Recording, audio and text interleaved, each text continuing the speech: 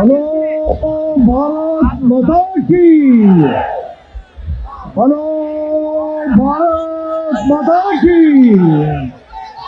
ನರೇಂದ್ರ ಮೋದಿ ಅವರಿಗೆ, H D ದೇವೇಗೌಡರಿಗೆ, ರಾಜ್ಯದ ಜನತಾದಳದ ಅಧ್ಯಕ್ಷರ ಮಾಜಿ ಮುಖ್ಯಮಂತ್ರಿಗಳಂತ ಎಚ್ ಡಿ ಕುಮಾರಸ್ವಾಮಿ ಅವರು ಇನ್ನೇನು ಬರ್ತಾ ಇದ್ದಾರೆ. ಮಂಡ್ಯದಲ್ಲಿ ನಾಮಿನೇಷನ್ಗೆ ಲಕ್ಷಾಂತರ ಜನ ಸೇರಿ ಗೋವಾ ಮುಖ್ಯಮಂತ್ರಿ ಎಲ್ಲರೂ ಕೂಡ ಆಗಮಿಸಿದ್ರು.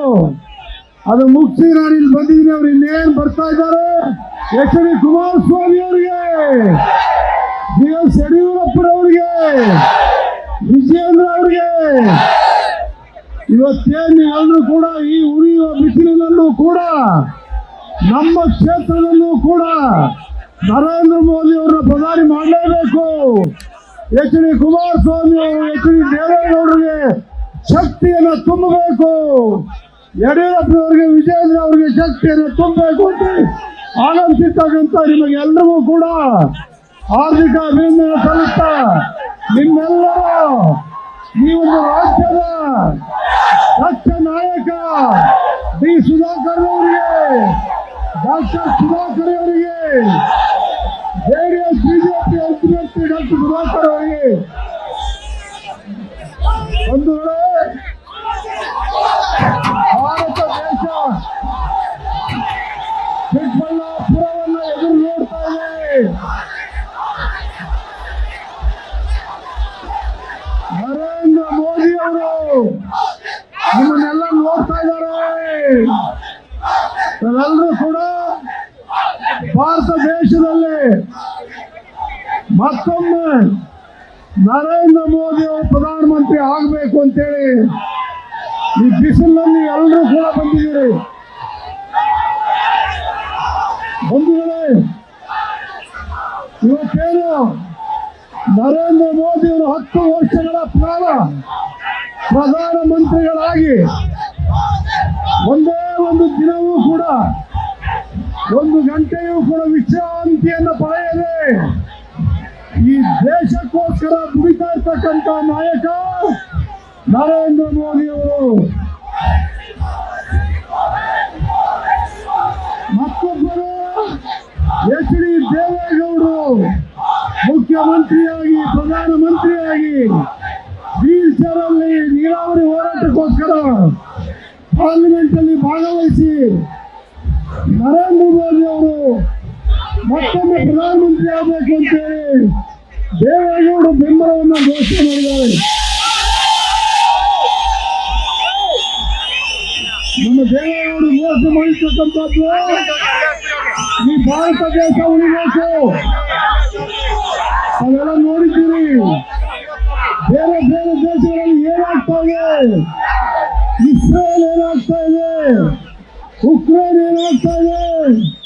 ಭಾರತ ದೇಶ ಮಾತ್ರ ನೆಮ್ಮದಿಯಾಗಿದೆ. ಭಾರತ ದೇಶದ ಅಲ್ಪಸಂಖ್ಯಾತರಿಗೂ ರಕ್ಷಣೆ ಇದೆ, ದೀನದಲಿತರಿಗೂ ರಕ್ಷಣೆ ಇದೆ. ಈ ಭಾರತ ದೇಶದ ಸರ್ವ ಪ್ರಜೆಯೂ ಕೂಡ ರಕ್ಷಣೆ ಹೊಂದಿದ್ದಾರೆ. ಈ ಎಲ್ಲ ಕಾರಣಗಳಿಂದ ನರೇಂದ್ರ ಮೋದಿ ಅವರು ಮತ್ತೊಮ್ಮೆ ಪ್ರಧಾನಿ ಆಗಬೇಕು ಅಂತೇಳಿ ಒಟ್ಟಿದ್ದೀರೋ. ಕಾಂಗ್ರೆಸ್ ಸರ್ಕಾರ 1 ವರ್ಷ ಆಗ್ತಾ ಇದೆ, 1 ತಿಂಗಳು ಕಂಡ್ರೆ ಅವ್ರು ಬಂದಾಗೆಲ್ಲ ಭೀಕರ ಬರಗಾಲ. ಕಾಂಗ್ರೆಸ್ ಸರ್ಕಾರ ಕಾಲಿಟ್ಕೊಂಡು ಬಂದಾಗೆಲ್ಲ ಭೀಕರವಾದಂತ ಬರಗಾಲ. ಕಾಂಗ್ರೆಸ್ ಬಂದಾಗೆಲ್ಲ ಬರಗಾಲ. ಬಿಜೆಪಿ ಯಡಿಯೂರಪ್ಪನವರಾದಾಗ ಅವ್ರ ಕಾಲ್ಗೊಂಡಿಂದ ನದಿಗಳು, ಕೆರೆಗಳು ಉಕ್ಕಿ ಹರಿತಾ ಇದ್ದವು. ಎಚ್ ಡಿ ಕುಮಾರಸ್ವಾಮಿ ಅವರು ಮುಖ್ಯಮಂತ್ರಿಯಾಗಿದ್ದಾಗ ಕೆರೆಕಟ್ಟೆಗಳೆಲ್ಲ ಭರ್ತಿ ಆಗ್ತಾ ಇತ್ತು. ಎಚ್ ಡಿ ಕುಮಾರಸ್ವಾಮಿ ಅವರು ರೈತರ ಸಂಪೂರ್ಣ ಸಾಲವನ್ನು ಮನ್ನಾ ಮಾಡಿದರು.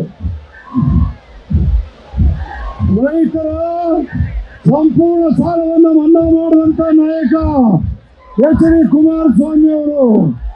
ಈ ರಾಜ್ಯದಲ್ಲಿ ಎಚ್ ಡಿ ಕುಮಾರಸ್ವಾಮಿ ಅವರು ಶಕ್ತಿ ಅಂಬೇಡ್ಕರ್ ಅವರ ಫೋಟೋ ತೋರಿಸ್ತಾ ಇದ್ದೀರಿ. ಬಾಬಾ ಸಾಹೇಬ್ ಅಂಬೇಡ್ಕರ್ ಅವರನ್ನ ಚುನಾವಣೆಗೆ ನಿಂತು ಸೋಲಿಸ್ತವರು ಕಾಂಗ್ರೆಸ್. ಅವ್ರು ಸಮಾಧಿ ಮಾಡಲಿಕ್ಕೆ ಜಾಗ ಕೊಡಲಿಲ್ಲ ಕಾಂಗ್ರೆಸ್. ಇವತ್ತು ಬಿಜೆಪಿ ಸಂವಿಧಾನ ತಿದ್ದುಪಡಿ ಮಾಡ್ತಾ ಇಲ್ಲ. ಇಂದಿರಾ ಗಾಂಧಿ ಅವರು ಎಮರ್ಜೆನ್ಸಿ 72ರಲ್ಲಿ ಎಷ್ಟು ಬಾರಿ ತಿದ್ದುಪಡಿ ಮಾಡಿದ್ರು. ಸಂವಿಧಾನವನ್ನ ತಿದ್ದುಪಡಿ ಮಾಡಿದಂಥವ್ರು ಕಾಂಗ್ರೆಸ್ ಅವರು, ಇಂದಿರಾ ಗಾಂಧಿ ಅವರು. ನಿಮ್ಗೆಲ್ಲರೂ ಕೂಡ ಗೊತ್ತಿದೆ ಮಾನ್ಯರೇ, ಅಂಬೇಡ್ಕರ್ ಅವರ ನಿಮ್ಗೆಲ್ಲರೂ ಕೂಡ ಗೊತ್ತಿದೆ ಸಿದ್ಧಾಂತವನ್ನ, ಅವರ ಸಂವಿಧಾನವನ್ನ ಉಳಿಸ್ತಾ ಇರ್ತಕ್ಕಂಥವ್ರೆ ನರೇಂದ್ರ ಮೋದಿ ಮತ್ತೆ ಪ್ರಧಾನಮಂತ್ರಿ ದೇವೇಗೌಡರು. ನಾಯಕ ಸಮುದಾಯ ಚಂದ್ರಶೇಖರ್ ಅವರು ಪ್ರಧಾನಿಗಳಾಗಿದ್ದಾಗ ನನಗೆ ಮಂತ್ರಿ ಬೇಡ, ನಾಯಕ ಸಮುದಾಯಕ್ಕೆ ಎಸ್ ಟಿ ಸಮುದಾಯವನ್ನು ಮಾಡಬೇಕು ಅಂತ ಹೇಳಿ ಹೇಳಿದವರು. ಎಸ್ ಟಿ ಆದ್ರಿಂದ ನಾಯಕ ಸಮುದಾಯ 2 ಲೋಕಸಭಾ ಸದಸ್ಯರು 15 ಜನ ಶಾಸಕರಾಗ್ತಾ ಇದ್ದಾರೆ. 15 ಜನ ನಾಯಕ ಸಮುದಾಯ ನಾಯಕರು, 2 ಜನ ಲೋಕಸಭಾ ಸದಸ್ಯರು. ಈ ರೀತಿ ಈ ದೇಶಕ್ಕೋಸ್ಕರ, ಈ ರಾಜ್ಯಕ್ಕೋಸ್ಕರ ಹೋರಾಟ ಮಾಡ್ತಾ ಇರ್ತಕ್ಕಂಥ ನಾಯಕರುಗಳು ಕುಮಾರಸ್ವಾಮಿ, ಯಡಿಯೂರಪ್ಪ, ದೇವೇಗೌಡರು, ಇವತ್ತಿನ ನೂತನ ಅಧ್ಯಕ್ಷ ವಿಜಯೇಂದ್ರ ಅವರು, MP ನಾಗರಾಜಮ್ಮ ಬಂದಿದ್ದಾರೆ. ಅವರಿನ್ನೇನು ಮಾತಾಡೋರು ಇದ್ದಾರೆ. ಅವರು ಕೂಡ ಡಾಕ್ಟರ್ ಸುಧಾಕರ್ ಅನ್ನ ಗೆಲ್ಲಿಸಬೇಕು ಅಂತ ಅವ್ರಿಗೆ ಟಿಕೆಟ್ ಕೊಡಬೇಕು, ಅವರ ದಕ್ಷ ನಾಯಕ ಅಂತೇಳಿ ಹೋರಾಟವನ್ನು ಮಾಡಿದ್ದಾರೆ. ಇಲ್ಲಿರ್ತಕ್ಕಂಥ ನಾರಾಯಣ ಸ್ವಾಮಿ ಅವರು, ನಾವು ಡಾಕ್ಟರ್ MP ಮುನಿಸ್ವಾಮಿ ಅವರು, MP ಅವರು ಮೊದಲೇ ಹೇಳಿದೆ, MP ನಾಗರಾಜ್ ಅವರು ಮಂತ್ರಿಗಳಾಗಿ ಅಭಿವೃದ್ಧಿಯನ್ನು ಮಾಡಿರ್ತಕ್ಕಂಥವ್ರು. ನಮ್ಮ ಕೋಲಾರದ MP ಅವರು ಕೂಡ ಉಳಿಸಿದ್ದಾರೆ. ರಾಮಚಂದ್ರ ಅವರು ಕೂಡ ಬಂದಿದ್ದಾರೆ. LT ಶಿವಾರೆಡ್ಡಿ ಅವರು ಶ್ರೀನಿವಾಸಪುರ ಬಂದಿದ್ದಾರೆ. ಇನ್ನೇನು ಕುಮಾರಸ್ವಾಮಿ ಅವರು ಇನ್ನೇನು ಕೆಲವೇ ನಿಮಿಷಗಳಲ್ಲಿ ಬರ್ತಾ ಇದ್ದಾರೆ. ಇವತ್ತೇನು ಸಿದ್ದರಾಮಯ್ಯನವರು ಮುಖ್ಯಮಂತ್ರಿಗಳಾಗಿ ಅವ್ರು ಬಂದು ಹೇಳ್ತಾರೆ, ಕೊರೋನಾ ಕ್ಷೇತ್ರದಲ್ಲಿ 60,000 ಲೀಡ್ ಕೊಟ್ಟರೆ ನನ್ನ ಯಾರು ಟಚ್ ಮಾಡಲ್ಲ, ಇಲ್ಲದೆ ಇದ್ರೆ ನನಗೆ ತೆಗಿತಾರೆ ಅಂತ ಅವರೇ ಹೇಳ್ತವ್ರೆ. ಉಪಮುಖ್ಯಮಂತ್ರಿಗೆ 4 ಉಪಮುಖ್ಯಮಂತ್ರಿಗಳು ಮಾಡಬೇಕು, ಈ DK ಶಿವಕುಮಾರ್ ಉಳಿಸಬೇಕು ಅಂತ ಹೊರಟಿದ್ದಾರೆ. ಕಾಂಗ್ರೆಸ್ ಅಲ್ಲಿ ಅವರ ಭಾಗದಿಂದಲೇ ಕಾಂಗ್ರೆಸ್ ಉಳಿಯಲ್ಲ. ಇವತ್ತು ಬಂದಿರ್ತಕ್ಕಂಥ ನೀವುಗಳು ನಿಮಗೆಲ್ಲೂ ಕೂಡ ಗೊತ್ತಿದೆ, ಕರ್ನಾಟಕ ರಾಜ್ಯದಲ್ಲಿ ನರೇಂದ್ರ ಮೋದಿ ಅವರು ಹಣ ಕೊಟ್ಟಿಲ್ಲ ಅಂತ ಹೇಳ್ತಾ ಇದ್ದಾರೆ. ಇವತ್ತು ನಿಮಗೆ ಗೊತ್ತಿದೆ, NDRF ಅಲ್ಲಿ ಏನು ನರೇಂದ್ರ ಮೋದಿ 600 ಕೋಟಿ ಕೊಟ್ಟಿದ್ರು, ಅಷ್ಟನ್ನು ಮಾತ್ರ ಬಿಡುಗಡೆ ಮಾಡಿದರು. ರಾಜ್ಯ ಸರ್ಕಾರದಿಂದ 1 ರೂಪಾಯಿ ಬಿಡುಗಡೆ ಮಾಡಿಲ್ಲ. ಸರ್ಕಾರ ಬಂದು 1 ವರ್ಷ ಆಯ್ತು, ಒಂದೇ ಒಂದು ರಸ್ತೆ ಇಲ್ಲ, ಒಂದು ಗುಂಡಿ ಮುಚ್ತಾ ಇಲ್ಲ, ಕೆರೆ ಕಟ್ಟಿ ನೀರು ಹೊರವಾಯ್ತು, ರಸ್ತೆಗಳ ಅಭಿವೃದ್ಧಿ ಇಲ್ಲ, ಕುಡಿಯೋಕೆ ನೀರಿಲ್ಲ, ಹೊಸ ಬೋರ್ವೆಲ್ ತೋರ್ಗಡೆ ಅಂತ ಹೇಳ್ಬಿಟ್ಟವ್ರೆ, ಕುಡಿಲಿಕ್ಕೆ ನೀರಿಲ್ಲ, ಕಾವೇರಿಗೆ ಸಂಪೂರ್ಣ ಬಿಟ್ಟರು. ತಮಿಳ್ನಾಡಿಗೆ ಇಂಥ ಒಂದು ಸರ್ಕಾರ ಇರಬೇಕು. ಅದಕ್ಕೋಸ್ಕರನೇ ಎಚ್ ಡಿ ಕುಮಾರಸ್ವಾಮಿ ಅವರು, ಯಡಿಯೂರಪ್ಪನವರು ಮುಖ್ಯಮಂತ್ರಿಯಾಗಿ ಉಪಮುಖ್ಯಮಂತ್ರಿ ಆಗಿದ್ದಾಗ ನಿಮ್ಮ ಆದೇಶ ಇರಲಿಲ್ಲ. ನಾಯಕರುಗಳು ಒಂದಾಗಿದ್ರು. ಕುಮಾರಸ್ವಾಮಿ ಮುಖ್ಯಮಂತ್ರಿ ಆಗಿದ್ರು, ಯಡಿಯೂರಪ್ಪ ಉಪಮುಖ್ಯಮಂತ್ರಿ ಆಗಿದ್ರು. ಆದರೆ ಇವತ್ತು ನಿಮ್ಮೆಲ್ಲರ ಬೆಂಬಲ ಇದೆ, ನೀವೆಲ್ಲ ಒಟ್ಟಾಗಬೇಕು. ಈ ಕಾಂಗ್ರೆಸ್ 135 ಸ್ಥಾನವನ್ನ ಗೆದ್ದು ಈ ರಾಜ್ಯವನ್ನ ಹಾಳು ಮಾಡ್ತಾ ಇದ್ದಾರೆ.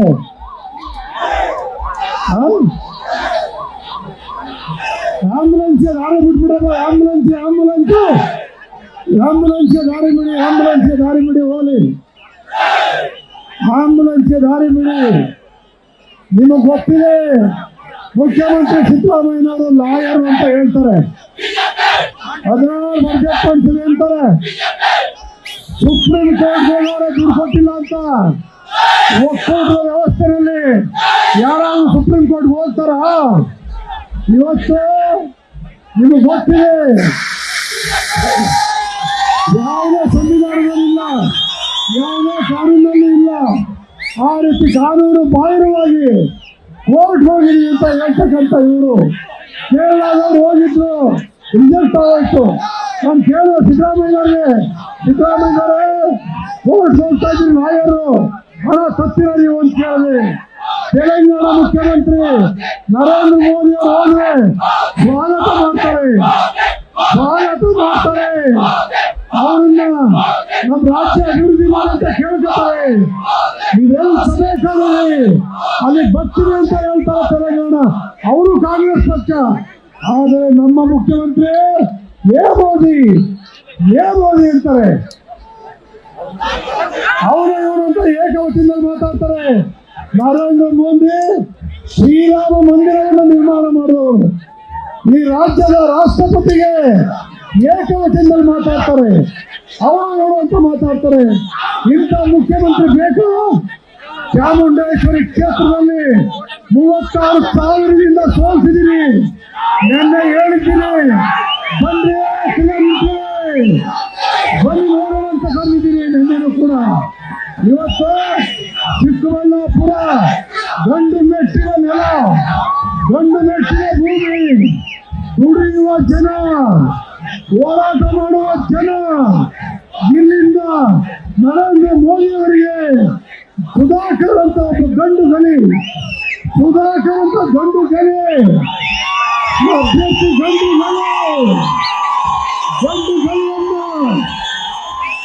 ಈ ಗಂಡು ಭೂಮಿಯಿಂದ, ಗಂಡು ಮೆಟ್ಟಿನ ನಾಡಿನಿಂದ, ಚಿಕ್ಕಬಳ್ಳಾಪುರದಿಂದ ಡೆಲ್ಲಿಗೆ ಕಳಿಸ್ಬೇಕು. ಯಡಿಯೂರಪ್ಪ ದೇವೇಗೌಡರು ಹೇಳಿದ್ರು, 28 ಕ್ಷೇತ್ರಗಳನ್ನ ಗೆಲ್ಲಿಸಿ ನಮ್ಮ ಕೈ ಕೊಡಿ, ನಾವು ನರೇಂದ್ರ ಮೋದಿ ಹತ್ರ ಹೋಗ್ತೇವೆ, ಈ ರಾಜ್ಯವನ್ನು ಅಭಿವೃದ್ಧಿ ಪಡಿಸ್ತೇವೆ ಅಂತೇಳಿ ಘೋಷಣೆ ಮಾಡಿದ್ದಾರೆ. ಜನತಾ ದಳ ಬಿಜೆಪಿ ಎರಡು ಒಂದೇ, ಜನತಾ ದಳ ಬಿಜೆಪಿ ಎರಡು ಒಂದೇ, ಜನತಾ ದಳ ಬಿಜೆಪಿ ಎರಡು ಒಂದೇ, ಏಕೈಕ ಪಕ್ಷ. ಇನ್ನು ಮುಂದೆ ನಿರಂತರವಾಗಿ ಗಟ್ಟಿಯಾಗಿ ಉಳಿತೇವೆ. ಈ ಕಾಂಗ್ರೆಸ್ ಅನ್ನು ತೆಗಿಬೇಕು.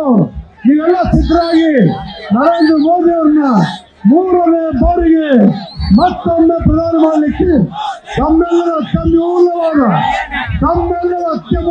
ಮತವನ್ನು ನರೇಂದ್ರ ಮೋದಿ ಅವರ ಹುಟ್ಟಾಗ ಕಮಲದ ಗುಟ್ಟಿಗೆ ಹೋಗಬೇಕು.